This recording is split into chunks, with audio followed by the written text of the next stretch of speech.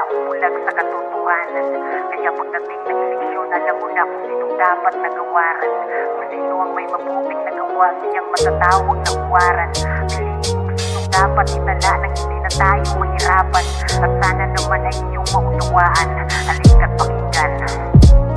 Andito na naman ulit tayo sa araw ng butuhan, kung saan tayo lang din naman mga niloko niyan. Kaya piliin ang mabuti, sinong dapat umupo, yung hanggang sa huli din natin danasin panibugo. Ngayon alam nyo na ba kung sinong dapat na itala, na hindi na ulit takot ang siyang ating madama. Alisin ng mga taong dati na nanunungkulan, mga patayan at gulo na kanilang hinayaan. Kaya piliin ang mabuti, sinong dapat na iboto, yung tipong may panindigan, unahin ng ibang tao. Pagsapit ng eleksyon, alam mo na ang gagawin, wag na wag mong iboto yung sa kayamanan ay sakim. Nagagamitin ng pangalan upang tayo ay tapakan. Payag ba kayong lahat na paulit-ulit na yurakan ang ating pagkatao? Wag na wag mong kalimutan na may karapatan tayong lahat, dapat alam mo yan. Pinas, gumising kayo sa katotohanan. Pinas, baguhin natin ang sariling bayan. Pinas, piliin ang merong paninindigan, at lalong-lalo na yung mapagkatiwalaan. Pinas, gumising kayo sa katotohanan. Pinas, baguhin natin ang sariling bayan. Pinas, piliin ang merong paninindigan, at handang mamuno para sa ating kinabukasan. Ito ang panahong dapat tayo ang masunod, bigyan natin ng pansin yung mga napapanood. Masakit lang na isipin na sa ating sariling bayan pa natin nararanasan kung paano mapabayaan. Wala silang magagawa kapag tayo ang kumibo,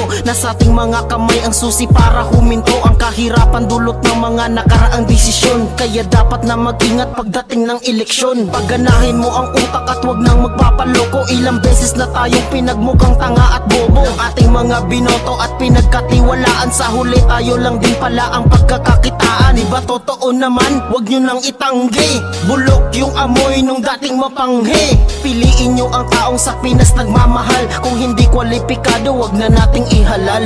Pinas, gumising kayo sa katotohanan. Pinas, baguhin natin ang sariling bayan. Pinas, piliin ang merong paninindigan, at lalong-lalo na yung mapagkatiwalaan. Pinas, gumising kayo sa katotohanan. Pinas, baguhin natin ang sariling bayan. Pinas, piliin ang merong paninindigan, at handang mamuno para sa ating kinabukasan. Napansin nyo rin ba kapag eleksyon ay papalapit, nag-iibang anyo, tas bigla silang bumabait, kasi gusto nilang sa kanila ay walang pumalit. Kayo naman ay magpapakuto, yan ang masakit. Kaya piliin natin kung sinong karapat dapat, at bago ihalal, kilatisin mo na dapat. Yan dapat na gawin upang di na tayo maghirap. Pinas, gisingin ang matang di makamulat. Huwag ulit natin hayaan, minsan na tayong naloko. Sapat na yung isang pagkakamali ng boto. Kaya sa darating na eleksyon tayo'y bumawi, at piliin kung sinong karapat dapat na mamuno. Nakasalalay sa ating kamay ang pagbabago. Huwag natin papasukin ang buwaya sa gobyerno, at bago magwakas ang payukulan sa lahat, piliin natin ang may malasakit at pusong tapat.